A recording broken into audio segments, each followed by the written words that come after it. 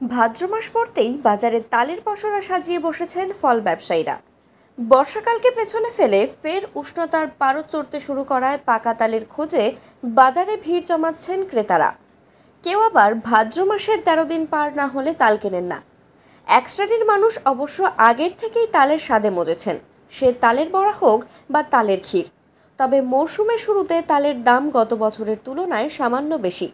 12 মাসে 13 পার্বণে হলদিবাড়ি সহ উত্তরবঙ্গের সর্বত্রই বিভিন্ন ফলের সমারোহ।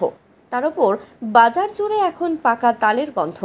শনিবার শহরের এক তাল বিক্রেতা বাবুল রায় বললেন, এবছর খুব ভালো তাল উঠেছে। নিয়মের জন্য এখনও কিছু মানুষ তাল নিতে ইতস্তত করছেন বটে, কিন্তু অনেকেই কিনেছেনও।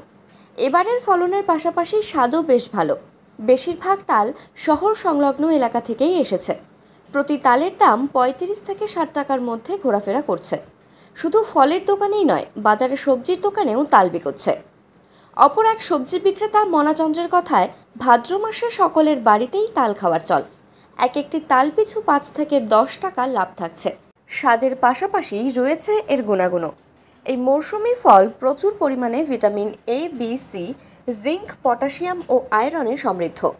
শহরে বাসনপট্টি এলাকার এক ফল ব্যবসায়ী শোভা পাণ্ডে অবশ্য স্থানীয় তাল ছাড়াও মালদা বিহার থেকে আসা তাল দোকানে রাখবেন বলে জানালেন।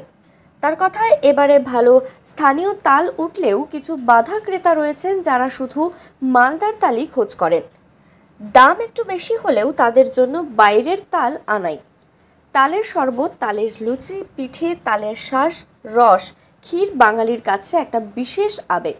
ফলে গরমের পারদ ফের বাড়ার পাশাপাশি বাড়ছে তালের চাহিদাও।